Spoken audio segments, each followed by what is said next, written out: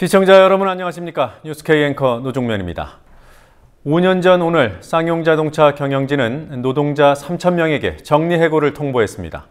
경영상 긴박한 필요가 있다고 했지만 회계 조작을 근거로 한 부당한 해고였습니다.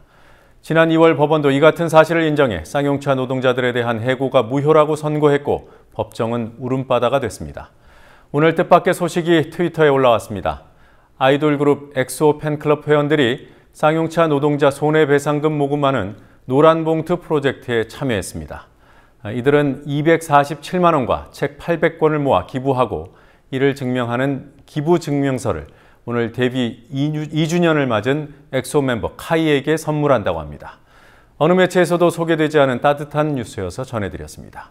뉴스K 잠시 뒤에 시작하겠습니다.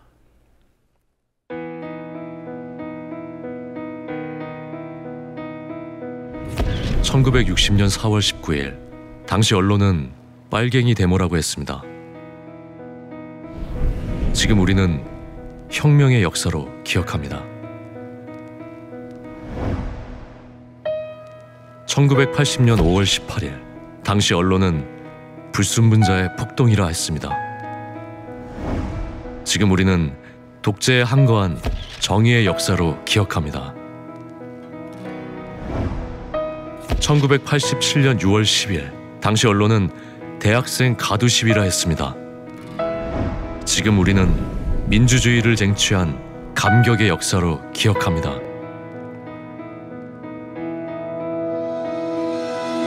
백 없고 돈 없는 노동자, 서민, 학생들이 스스로 타올라 역사를 만들었습니다. 현실은 다시 타오를 것을 요구하고 있습니다. 아니, 이미 타오르고 있습니다.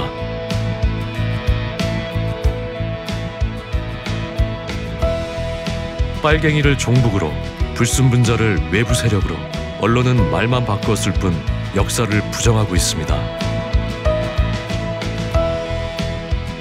2014년 4월 1일 국민TV가 개국한 이유입니다. 국민TV는 역사를 역사로 기록하겠습니다.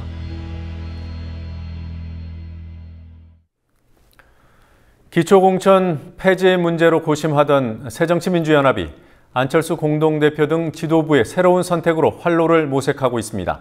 새정치민주연합은 당원 투표와 여론조사로 기초공천 여부를 결정하기로 했습니다. 국회 나가 있는 중계 카메라 연결하겠습니다. 김희주 PD. 네, 안철수 대표가 기초공천에 관한 국민과 당원의 뜻을 묻겠다고 했습니다. 그 자체가 무공천을 철회하겠다 이런 뜻은 아니죠? 네, 철회는 아니고 당원과 국민의 결정에 따른다는 의미입니다. 다만 당내 기초선거 무공천과 관련한 다양한 의견이 있는 만큼 당내 결집이 무엇보다 중요하기 때문에 뜻을 묻는 절차를 밟겠다고 안 대표는 강조했습니다. 안 대표가 기자회견 전 비공개 의원총회에서 국민과 당원의 뜻을 묻더라도 기초선거 무공천을 관철시키겠다는 의지를 나타냈다는 사실로 볼 때 무공천에 대한 미련은 여전히 버리지 않은 것으로 보입니다. 네, 어떤 방식으로 뜻을 묻겠다는 겁니까? 권리당원 투표와 국민 여론조사 결과를 5대5로 반영하기로 했습니다. 특히 국민 여론조사는 새누리당 지지층을 빼고 진행하기로 해 여당 지지층이 새정치민주연합에 불리하게 답변하는 상황을 막겠다는 의도를 엿볼 수 있습니다. 여기서도 안철수 대표의 뜻을 읽을 수 있습니다. 새정치민주연합 당원들은 무공천 반대 여론이 높지만 국민 여론조사를 50%로 반영할 경우 안 대표의 뜻대로 무공천 찬성 결과가 나올 가능성도 없지 않기 때문입니다. 당원 투표와 여론조사는 내일 오전 9시부터 저녁 8시까지 진행되고 결과는 모레 오전에 나올 예정입니다. 네, 무공천 철회, 즉 그러니까 기초공천 폐지 약속을 접고 공천을 하늘 쪽으로 결과가 나오면 어떻게 되는 거죠? 그 경우 안철수 대표는 정치적 타격을 적지 않게 입을 것으로 보입니다. 안 대표가 국민의 뜻을 제대로 읽지 못했음을 보여주는 것이고 결과적으로 무공천을 접어야 해서 안 대표가 약속을 지키지 못하게 되기 때문입니다. 안철수 대표가 이래저래 어려운 터널을 지나고 있습니다. 네, 자, 당내 평가는 어떻습니까? 일단 긍정적인 분위기입니다. 무공천 철회를 주장했던 정청래 의원은 오늘 자신의 트위터에 무공천 여부를 결정하겠다는 안 대표의 결단을 높이 평가한다고 밝혔습니다. 박지원 의원도 오늘 불교방송 인터뷰에서 김한길, 안철수 대표가 고심에 찬 결정을 한 것은 아주 잘한 일이라고 말했습니다. 국회 본청 중앙홀에서 농성을 벌이던 20명의 의원들은 오늘 안 대표의 기자회견 후 일주일간의 농성을 마무리했습니다. 농성을 주도한 오영식 의원은 지방선거를 위해 총력을 다하겠다는 의지를 밝혔습니다. 시청 앞 서울광장에서 농성했던 3명의 최고위원들은 어제 저녁 김한길 대표의 농성장 방문 후 농성을 마무리했다고 알려졌습니다. 네, 새누리당 반응이 나왔습니까? 안철수 대표가 말을 바꿨다고 비난하는 목소리가 있는 반면 공천을 하는 쪽으로 방향을 잡은 것은 늦었지만 다행이라는 반응도 있었습니다. 야당을 공격하기도 해야 하지만 이 문제가 거론되면 박근혜 대통령의 무공천 공약 파기가 부각되기 때문에 확전을 자제하는 측면도 있어 보입니다. 지금까지 국회에서 국민TV 뉴스 김희주입니다. 네, 검찰이 서울시 공무원 간첩 사건 피고인인 유우성 씨에게 사기 혐의를 적용하기 위해 공소장 변경을 신청했습니다. 증거 조작과 관련해서는 윗선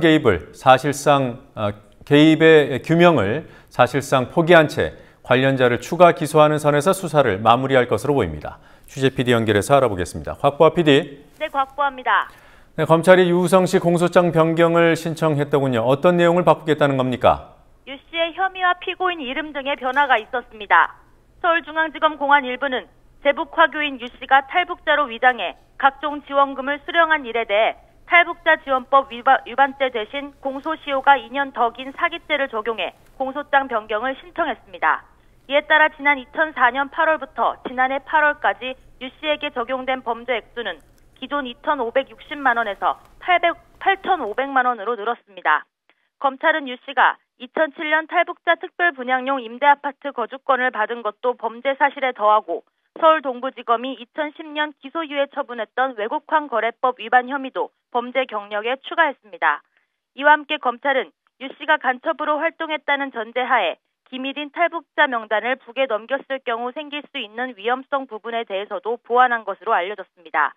또 검찰은 공소장에 적힌 피고인의 이름을 유우성 씨의 중국식 이름인 리우찌아강으로 바꾸고 예전 이름인 유가강, 유광일, 조광일도 함께 표기했습니다. 유 씨의 등록 기준지도 서울에서 중국으로 바꿨습니다. 유 씨가 중국 국적임을 강조하고 입국한 다음 의심스러운 행적을 보였다고 주장하려는 의도로 풀이됩니다. 공소장 변경 신청 허가 여부는 11일 결심 공판에서 결정될 예정입니다. 증거 조작 사건과 관련해서 검찰이 새로운 인물을 소환 조사했다고 알려졌더군요. 그게 누굽니까? 네, 국정원 대공수사국 최모 단장입니다. 서울중앙지검 특별수사팀은 어제 최 단장을 참고인 신분으로 불러 조사했습니다. 최 단장은 구속된 국정원 대공수사국 김 과장과 자살 시도를 했다 입원한 권 과장의 직속 상관으로 증거 조작의 윗선으로 지목된 인물입니다. 최 단장은 대공수사팀이 보내는 전문가, 공작비 등에 대한 결재권자로 알려졌습니다. 검찰은 최 단장을 상대로 대공수사팀 요원들에게 증거 조작을 지시했는지, 보고를 받았는지 등을 추궁한 것으로 알려졌습니다.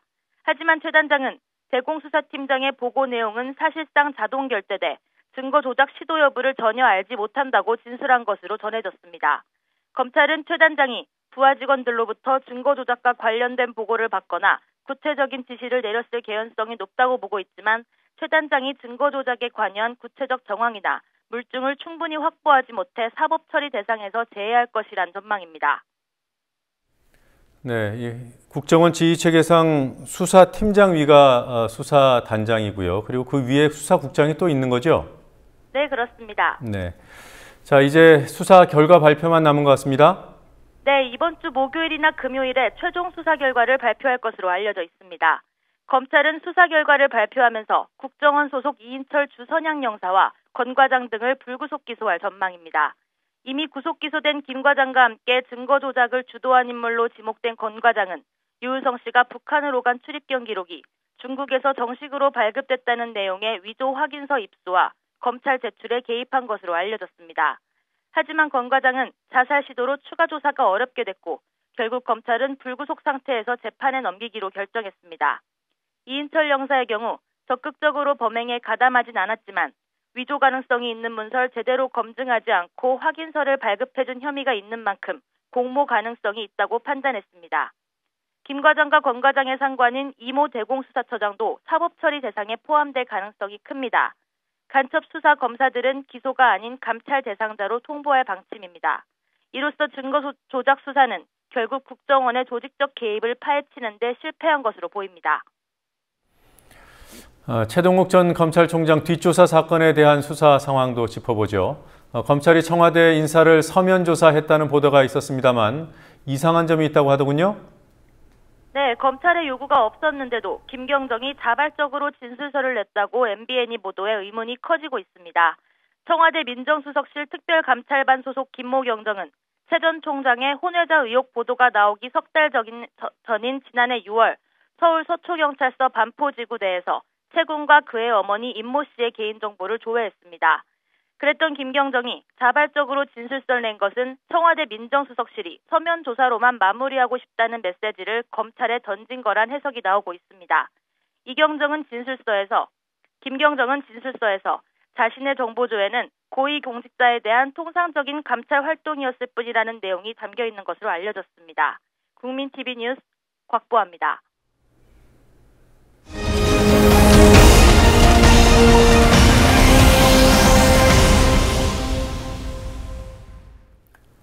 오늘 한국과 호주가 6년간의 협상 끝에 FTA 공식 서명을 했습니다. 정부는 한 호주 FTA가 발효되면 소비자들에게 1조 6천억 원의 가격 절감 효과가 돌아갈 것이라며 장밋빛 전망을 내놨고 상당수 언론은 한국의 경제 영토가 전 세계 57.3%까지 확장됐다며 의미를 부여했습니다. FTA는 이렇게 과연 좋기만 한 것일까요? 한국의 FTA 역사가 10년인데 전망은 10년 전이나 지금이나 똑같습니다. 오늘 뉴스룸 리포트 첫 번째 내용은 FTA 10년 돌아보기입니다. 노지민 PD 나와 있습니다. 자, 안녕하세요. 안녕하십니까. 호주는 상호 보완적 교역 구조를 가진 이상적인 FTA의 파트너다. 정부가 이렇게 표현을 했던데 근거가 뭡니까? 네, 호주는 우리나라의 원자재와 에너지 자원을 수출하는 반면 우리나라는 호주의 자동차와 석유 제품 같은 공산품을 주로 수출하게 되기 때문이라는 겁니다. 하지만 호주와의 FTA에서 주목해야 할 부분이 하나 더 있는데요. 현재 국내 수입 쇠고기 시장 절반 이상을 점유하고 있는 호주산 쇠고기가 더 들어오게 됐습니다. 빗장이 또 풀리면서 한국 축산 농가의 타격, 피하기가 어려울 전망입니다. 네, 어떤 농산품들이 들어오게 됩니까? 네, 고추, 마늘, 양파, 인삼류, 참깨 등은 제외 품목으로 분류됐고 네. 맥주보리와 메가, 냉동마늘, 냉동양파, 땅콩은 10년 안에 관세를 철폐할 예정입니다. 네, 호주에서도 인삼을 재배하는 모양이에요? 네, 대형 농장까지 있다고 합니다. 네. 자, 농가 피해가 클 만한 품목은 일단 피해갔다고 볼 수 있습니까? 네, 하지만 농축산 강국인 캐나다와 뉴질랜드 등과의 FTA가 줄줄이 이어질 전망이기 때문에 안심할 수는 없는 상황입니다. 네. 자, 농축산업 피해와 별개로 소비자는 수입 과일, 수입 고기 이런 것들을 싸게 구입할 수 있다. 이건 사실입니까? 네, 10년 전 칠레와 첫 FTA를 맺을 때부터 농축산업 피해를 상쇄하는 요소로 소비자 이익이 FTA 선전 문구에 등장해 왔습니다. 그러나 과연 정부 말대로 소비자들을 위한 FTA였는지는 의문입니다. 김진희 PD가 FTA 10년간 수입 농산물 가격을 분석해봤습니다. 박근혜 정부 들어 첫 자유무역 협정인 한호주 FTA가 오늘 공식 체결됐습니다. 한국은 지난 2004년 발효된 한칠레 FTA를 시작으로 10년간 11개의 FTA를 맺었습니다. 정부는 FTA 체결로 자동차 수출이 늘고 농축산물 가격은 낮아질 것이라고 홍보해 왔습니다. 시민들은 FTA를 통해 농축산물 가격이 낮아졌다고 생각하고 있고 한 호주 FTA를 체결하면 소고기 값도 낮아질 것으로 기대합니다. 근데 그전하고 지금 차이가 좀 많게는 않아도 조금 싸진 거예요. 그 FDA 맺어가지고 아무로 오면 좀 싸지겠지. 호주산 소고기가 괜찮더라고 보니까. 하지만 현실은 정반대입니다. FTA 10년간 수입 농축산물 가격은 오히려 올랐습니다. 농촌경제연구원의 보고서에 따르면 수입산 포도의 가격은 FTA 체결 전 1kg당 평균 4,259원에서 현재는 5,723원으로 34% 올랐습니다. 수입산 오렌지의 가격도 1kg당 3,795원에서 5,071원으로 상승했습니다. 관세가 낮아졌는데도 농축산물 가격이 오른 것은 유통업자 마진 상승폭이 더 컸기 때문입니다.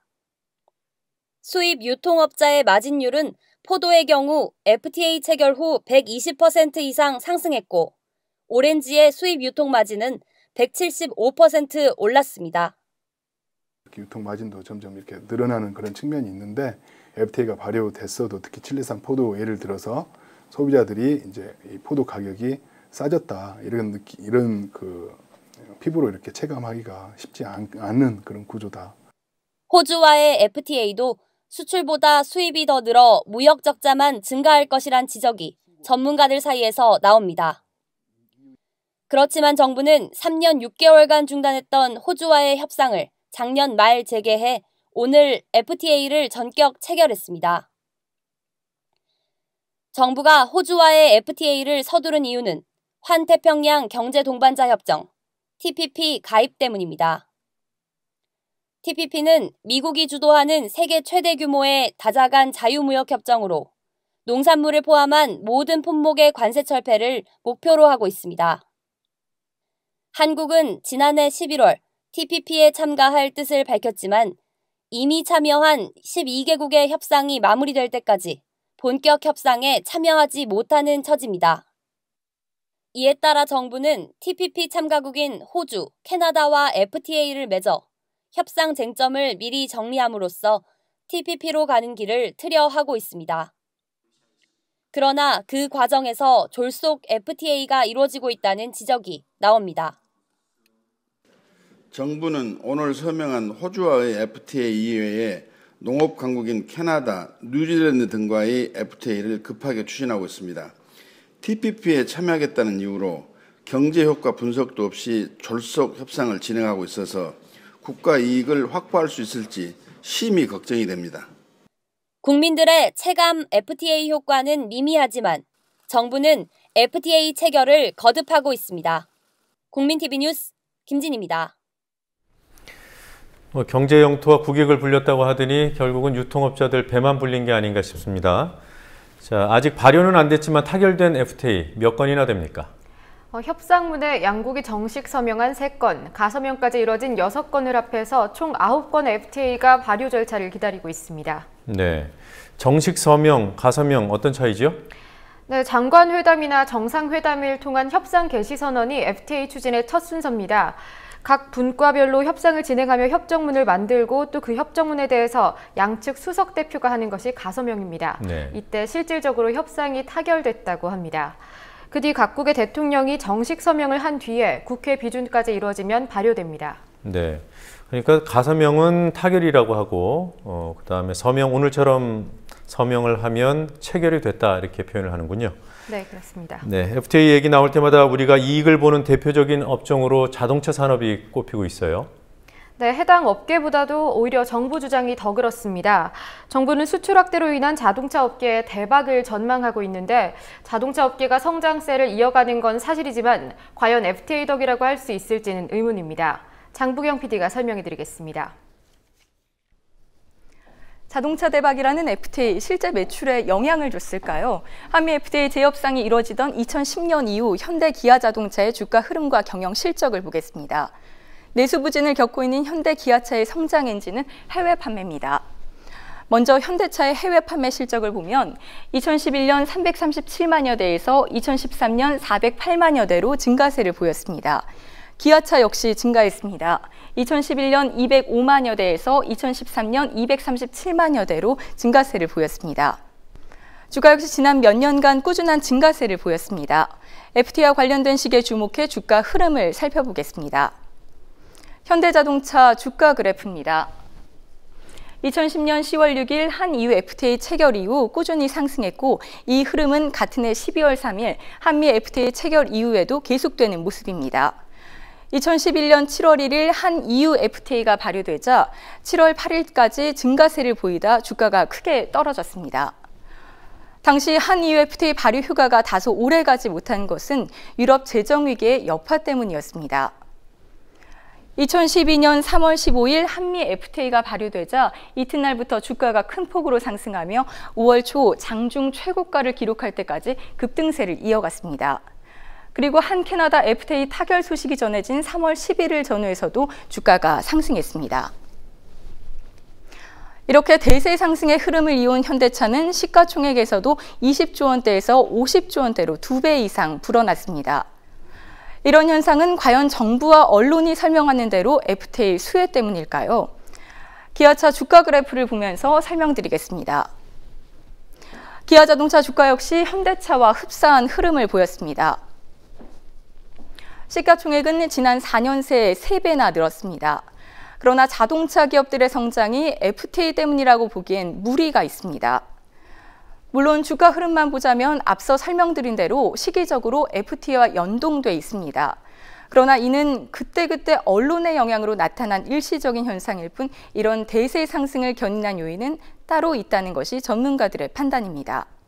국민TV가 취재한 대부분의 전문가들은 FTA에 무관한 해외 현지 생산 규모 확대, 적절한 신차 출시 시점 등이 현대 기아차의 성장의 주된 원동력이라고 말합니다.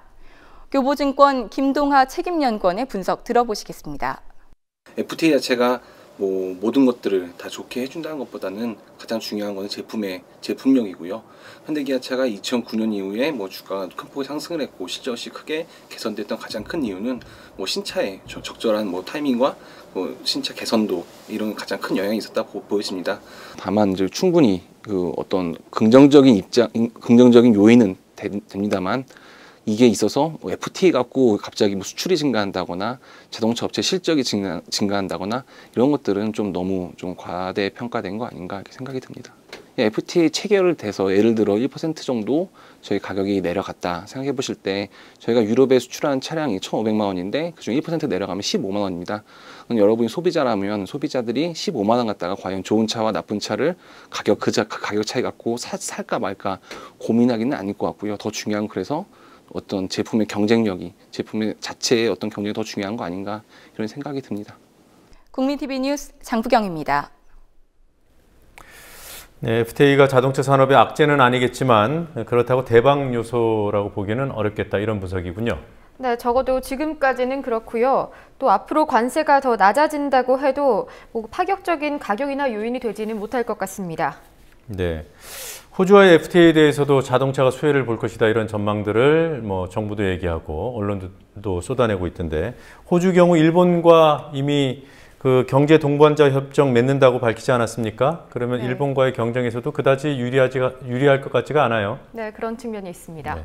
자, 이번에는 영상 인터뷰 길 만나보도록 하겠습니다. 오늘은 누구를 만나고 왔습니까? 요즘 어린이들 사이에서 1시간을 기다려서라도 꼭 타고 싶은 인기 만점 버스가 있습니다. 애니메이션 캐릭터를 꼭 닮은 서울시의 꼬마버스 타요인데요. 동심을 담은 버스가 최근 정치권에서 논란되고 있습니다. 서울시 타요버스가 인기를 끈다고 그 여당 인사들 몇몇이 트집을 잡던데 배가 아파서 그런가요? 네, 엉뚱하게 저작권을 밝히라는 등 그런 트집을 잡고 있습니다. 타요버스를 이용하는 시민들은 어떻게 생각하고 있는지 화면으로 보시겠습니다.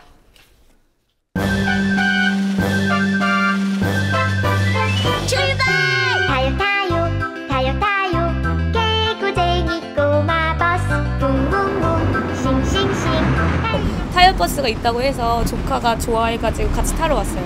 저희 아이들 같은 경우에도 실제로 만화에 나오는 만화라고 생각했는데 그걸 실제로 볼 수 있어서 더 현실 감각도 많이 있는 것 같고 1시간 정도 기다린 것 같아요. 저희는 거기 일산에서 왔거든요. 이거 타려고. 정치적인 어떠한 그런 완력이라든가 이런 부분보다는 누가 만들고 어떤 부분에서 만들었다기보다는 아이들을 위해서만 생각을 하기 때문에 정치 쪽이랑은 연결을 안 시키는 것 같아요. 그렇게 정치적인 것까지 옮겨가야 될 필요가 있을까 하는 생각이 좀 들고요. 지방에도 좀 있었으면 하는 바람이 좀 있습니다.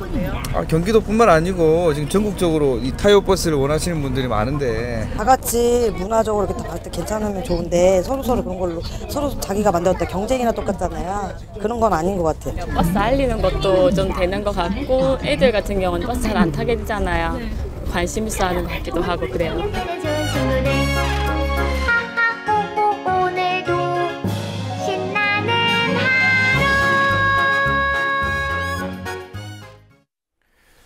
새누리당하고 보수 언론들은 이게 오세훈 서울시장 시절에 기획된 것인데 박원순 시장이 모르는 척 자기 공인 것처럼 하고 있다, 뭐 이런 주장을 하는 건가요? 네, 그렇습니다. 하지만 타요버스 오세훈 업적설 논란이 불거지자 타요버스 이벤트를 주관한 회사의 관계자가 사실 이 아이디어는 원래 운수회사 사장의 것이라고 밝혔습니다. 캐릭터가 만들어진 건 오세훈 시장 시절이 맞습니다. 하지만 실제 버스 운행 아이디어는 박원순 시장 재임 기간에 채택된 것이라는 얘기입니다. 네. 자, 다음 소식 알아볼까요?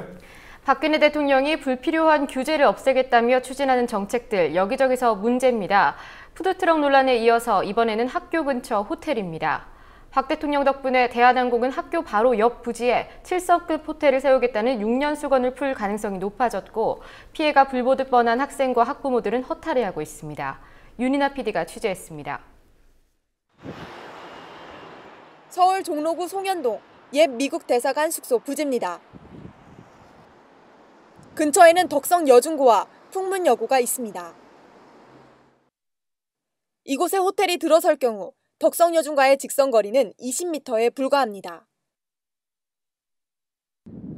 대한항공은 자신들의 소유인 이 땅에 2008년부터 7성급 호텔 건립을 추진해왔습니다. 그러나 학교 출입문으로부터 200m 이내에는 관광호텔을 짓거나 증축할 수 없다는 학교보건법에 막혀 뜻을 이루지 못했습니다. 대한항공은 설립을 허가하지 않은 서울 중부교육청과 소송전도 벌였지만 패소했습니다. 정부는 법을 고쳐서라도 학교 정화구역 내 호텔 건립을 가능하게 하려 하지만 야당과 주민들의 반대로 개정안 통과 가능성은 낮습니다. 그러자 정부는 법이 아닌 훈령을 통해 돌파구를 찾고 있습니다. 박근혜 대통령이 주재한 규제개혁 장관회의 이후 정부는 호텔 건립을 허용하는 방향으로 훈령을 만들었고 그 훈령이 제정될지가 이번 주 내에 결정될 예정입니다. 호텔 건립 중단하라! 시민사회 단체들은 교육 환경이 나빠져 학습권이 침해당하고 경복궁의 역사 가치도 훼손된다며 반대 입장을 분명히 하고 있습니다. 호텔이 들어서면 호텔 주변에 그리고 다른 것들이 들어서면 이나마 조그만 이 손바닥만한 하늘조차 우리는 못 보게 될지도 모릅니다. 그리고 아이들은 선생님들의 얼굴을 쳐다보는 게 아니라 호텔 저 시꺼먼 유리 안에서 무슨 일이 벌어질까 아마도 그것을 상상하게 될 것입니다. 문영린 교육감은 과연 교육감입니까? 호텔업자입니까? 투잡을 하고 있는 건 아닐까요? 아주 의심스럽습니다. 우리 학교 건물하고는 직선거리로 10m도 안 떨어집니다.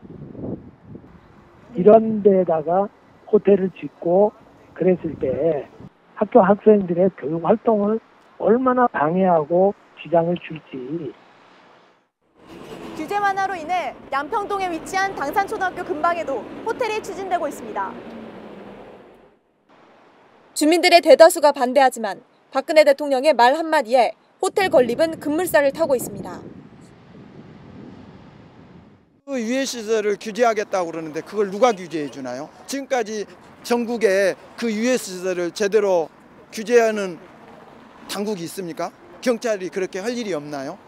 당산초등학교, 선유중학교, 선유초등학교, 선유고등학교, 한강미디어고등학교 이 주변에 학교가 이렇게 밀집되어 있는데 이런 호텔급도 아닌 저는 모텔로 판단하고 싶어요.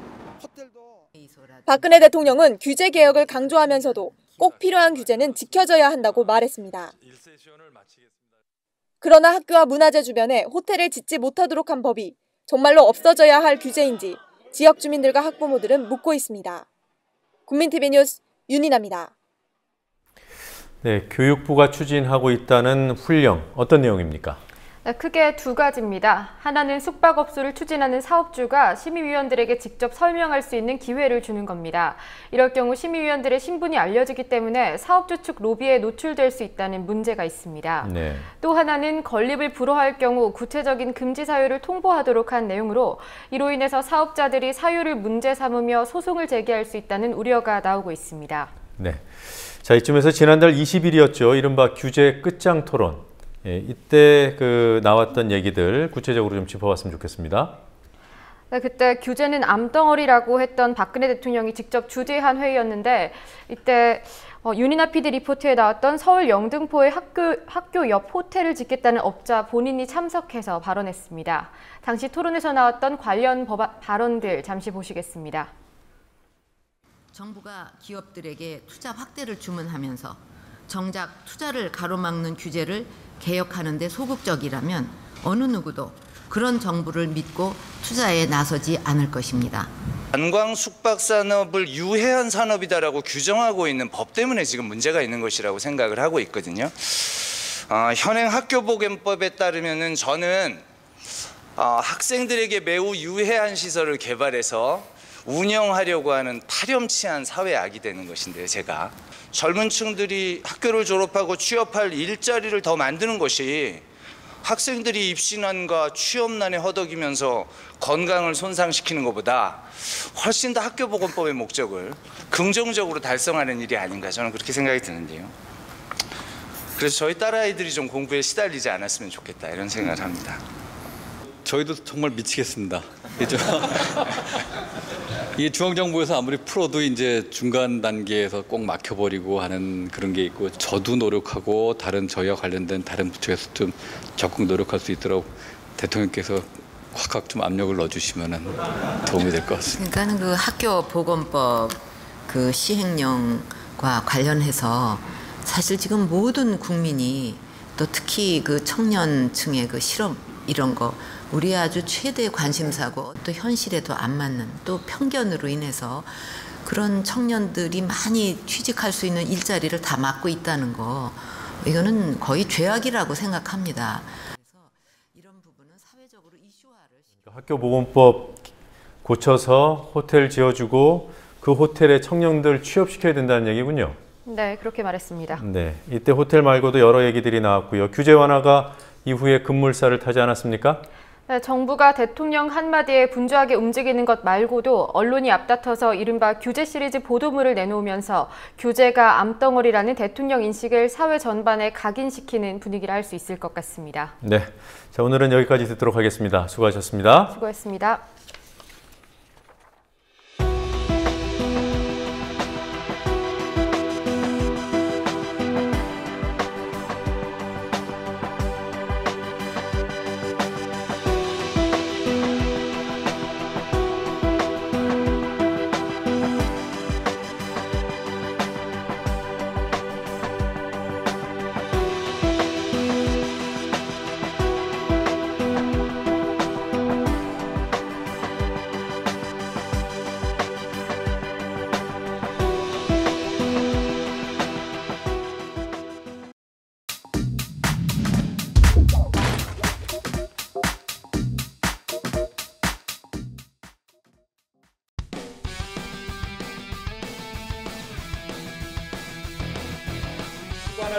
경기 도민을 위해 봉사하는 조직 저 김상곤이 그 새로운 길을 만들겠습니다. 안녕하세요. 제가 질문을 해도 되겠어요? 예. 기자회견 하기로 하죠. 그래서 기자회견 하려고 기다리는 중입니다. 그러십니까? 네. 그렇습니다. 근데 기자회견장인데 제가 질문해도 될까요? 아니 왜냐하면 알릴 기회를 주기 위해서 기자회견을 그 얘기가 아닌 것 같습니다. 언론인들을 먼저 예를 드리는 게 맞는 거지 않습니까? 아니 그러니까 기다리겠습니다. 네. 아니 일단 기자회견이라는 건 알 권리를 보장하는 거잖아요. 서로 예의를 갖춥시다. 예의를 지킵시다. 아니 기자회견 하시잖아요. 네, 기자님 고마우시대요. 이따가 따로 자리 잠깐 만들도록 하겠습니다. 공개 질문하고 싶습니다. 그러니까 예의를 갖추세요. 일방적으로 발표만 하고 가시겠다는 거군요. 공개 질문은 안 받으시고요. 기자들한테 받고 있잖아요. 아니 그러니까 자, 오늘 끝났으면 제 질문도 받는 게 도리 아니에요. 밖에 나가신 거야. 예, 전 교육장께서 복지 혁신 오늘 기자님 저희 기자 저 질문 있습니다. 반치러 온 거야 뭐야? 아니요. 경기도의 어느 날이야? 양해해 주시기 바랍니다. 아니 묻잖아요. 받겠다 안 받겠다 대답을 하시면 되죠. 아니 기자회견인데. 아니 글쎄 받으셔도 될 것 같은데 어차피 받을 질문 있는데. 아마 좋습니다. 문제는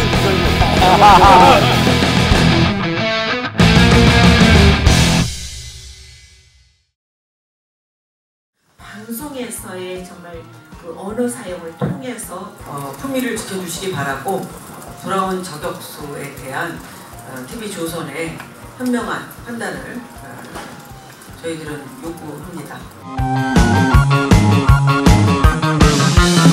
반대로 돌리면서 본인은 안 마셨다 또는 반만 마셨다. 그러면 그거는 예법이 아닙니다. 이런 서민의 심정을 이해하지 못하고 그럼 옆에 폭탄 좀 하실 줄 아는 측근이라도 둬야죠. 그 정도 사람도 없이 본인이 마시기 싫으면 마시지 않고 이게 새정치다. 안철수 의원은 제3자처럼 이야기하고 있더라. 이것이 그 중소기업의 CEO만큼도 못한 거 아니냐라는 그 비판도 있는 겁니다. 안철수 의원에 대해서 지금 양치기 소년의 거짓말을 갖다 했던 저 이제 SNS에 뜬 건데요. 그렇잖아. 네가 그렇게 원했던 나. 왜 이렇게 높은가? 뭐 많은 사람들이 분석하기를 원칙과 소신이라고 얘기를 하고 있죠. 불행히도 지금 대한민국의 대통령제는 단임제고 5년입니다. 생각해보니까 엄마표 리더십 같아요. 엄마표. 사춘기 자녀를 둔 엄마표 리더십. 왜냐하면 사춘기 자녀들은 무슨 얘기를 해도 부모랑 대화가 안 된다고 그래요. 불통한다고 그래요. 네. 그러나 이번에 끝장 토론으로 보여줬죠. 그동안 불통 이미지를 상당히 씻어낸 그런 부분이 있고요. 대개 보면 이제 박근혜 대통령이 과거에 이 박해받는 이미지가 좀 있었습니다. 그래서 우리 국민들이 좀 도와주고 싶다, 보호해주고 싶다 이런 게 있는데 말하기도 좀 그렇지만 너랑 나랑은 돌아온 저격수에 대한 TV조선의 현명한 판단을 요구합니다. 이명박 정부가 안보 우려를 묵살하고 허가해준 제2롯데월드 공사장에서 또 사망사고가 있었습니다. KT는 전체 직원의 72%를 대상으로 하는 명예퇴직을 추진하고 있어서 논란이 일고 있습니다. 오늘 나온 주요 뉴스들 황준호 뉴스 취재팀장과 함께 짚어보도록 하겠습니다. 어서 오십시오. 예. 자, 오늘 새정치민주연합의 안민석 의원이 국회 대정부 질문에서 최태민 목사 사위 얘기를 했어요. 예, 박근혜 대통령의 보좌관 출신으로 아직도 권력 실세로 알려진 정윤회 씨. 이 정윤회 씨의 딸이 승마 국가대표까지 승승장구한 배경에 대한 의혹을 안민석 의원이 오늘 제기했습니다. 국가대표로 선발된 과정에 대한 의혹이 있었고요. 또 각종 특혜를 통해서 이른바 공주 승마를 해왔다는 주장입니다. 마사회의 마방, 그러니까 말이 들어가는 방이죠. 예. 마방에 정윤회 씨의 딸이 소유한 말이 3마리나 보관되어 있다는 점이 특혜라고 주장했습니다. 정윤회 씨는 대통령하고 관련이 깊은 최태민 목사의 사위니까 결국 의혹의 주인공은 최태민 목사의 손녀, 외손녀인 셈입니다. 네. 그 정부에서 답변을 했습니까? 예, 정홍원 총리가 소상한 해명을 내놔서 정부 차원에서 상당한 준비를 했구나 하는 인상을 줬습니다. 정홍원 총리는 주간지의 의혹이 나와서 자기가 알아봤다면서 특혜가 아니라고 전면 부인했습니다. 최근에 주간지 시사저널이 이런 비슷한 의혹을 제기했었고 또 실제로도 정치권 안팎에서 여기에 관한 얘기가 여러 버전으로 회자되고 있습니다. 오늘 안민석 의원이 전격적으로 입을 열면서 상당 기간 논란이 될 것 같고 또 보도도 이어지지 않을까 싶습니다. 네. 자, KT가 대규모 명예퇴직을 추진하기로 결정을 했더군요. KT가 황창규 회장 취임 2달 만에 근속 15년 이상 직원을 대상으로 하는 명예퇴직을 하기로 했습니다. 대상 직원이 전체 직원의 72%나 되니까 엄청난 규모입니다. 그렇지만 그만큼을 다 자르겠다는 얘기는 아니고 희망자 접수를 받고 이달 말에 퇴직을 발령한다 이런 내용입니다. KT에서는 2003년에 5,500명, 그리고 2009년에는 6,000여 명이 명퇴했었는데 이번 규모는 그보다 더 클 것으로 전망되고 있습니다. 네. 자, 반발이 만만치 않을 것 같습니다. 예, KT에는 노조가 두 개가 있습니다. 이번 명퇴는 제1노조, 이 제1노조는 민주노총을 탈퇴한 노조인데요. 이 제1노조하고 합의하에 하는 거라서 제1노조에서는 뭐 특별한 반발이 없었고 오히려 회사를 위해서 희생을 감수해야 된다라는 입장을 내놨었습니다. 그렇지만 새 노조, 제2노조는 황창규 회장의 혁신은 모든 고통과 부담을 직원들한테 전가하는 것으로 규결됐다라고 강력히 비판했습니다. 새노조는 KT가 이석채 체제, 그러니까 이석채는 과거 회장인데요. 이석채 체제 하에서 탈통신을 외치면서 보유 토지 23%를 매각해서 돈을 쏟아부었지만 그 과정은 각종 비리 의혹으로 점철됐다라고 지적했습니다. 네. 그러면서 이석채 체제의 청산이 KT 혁신의 핵심인데 황 회장은 엉뚱하게도 직원들한테 모든 책임을 떠넘겼다고 비판했습니다. 네. 자, 제1롯데월드 공사 중에 또 사망사고가 있었더군요. 예, 오늘 오전 8시 40분경에 서울 송파구 잠실동의 제2롯데월드 엔터테인먼트동 12층 옥상에서 배관 작업을 하던 38살 황모 씨가 숨졌습니다. 냉각수 배관에 압력을 실험하다가 그 이음매 부근의 공기압 때문에 배관 뚜껑이 튕겨 나갔습니다. 그래서 그 뚜껑을 머리에 맞아서 사망한 것으로 알려지고 있습니다. 네. 제2롯데월드는 공사 중에 화재 사고라든지 또 사망 사고 이런 것들이 여러 번 있었는데 이번에 또 이런 사고가 일어나면서 5월 임시 개장에 문제가 생겼습니다. 네, 임시 개장 일정이 5월이라고요? 예. 개장이 되겠습니까? 개장을 허가하는 주체가 서울시인데요. 지금 고민이 깊어질 것 같습니다. 서울시는 이미 지난 2월 공사장에서 화재가 발생했을 때도 시 차원에서 안전 실태를 직접 점검하겠다고 발표한 적이 있습니다. 그래서 당시에도 좀 5월 개장이 늦어질 수밖에 없지 않냐 이런 예측이 나왔었습니다.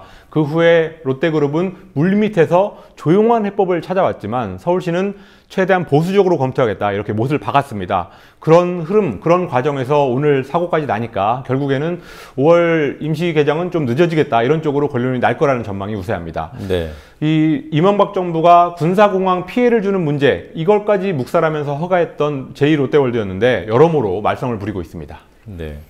자, 앞서 뉴스룸 리포트에서 한국과 호주의 FTA 문제 쭉 짚어봤습니다만 예.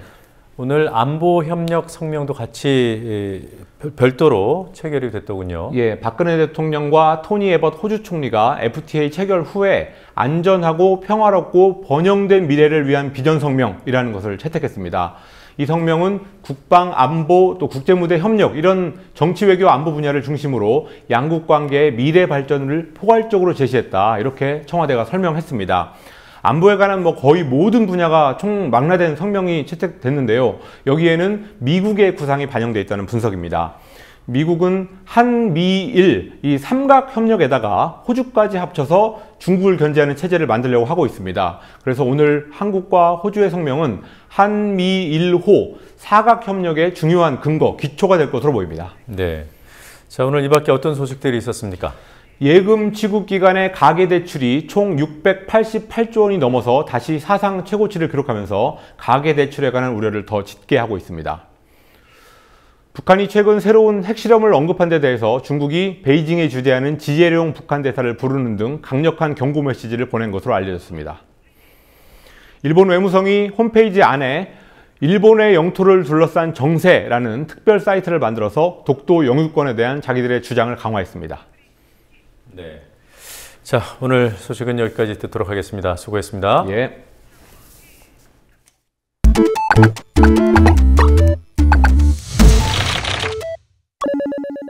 Please listen carefully. 이번에 무인기 사건으로 해서 국민들에게 또 심려를 끼치게 해서 죄송스럽게 생각을 합니다. 이번에 무인기 사건으로 해서 국민들에게 또 심려를 끼치게 해서 죄송스럽게 생각을 합니다.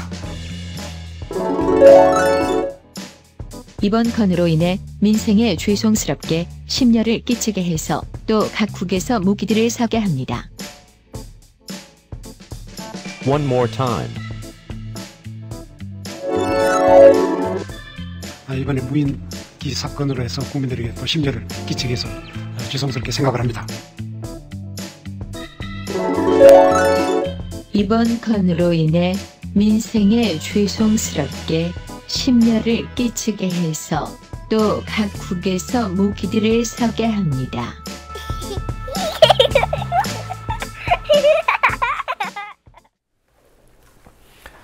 네, 뉴스K 오늘 순서는 여기서 모두 마치겠습니다. 내일 밤 9시에 다시 찾아뵙겠습니다. 시청해주신 여러분 고맙습니다.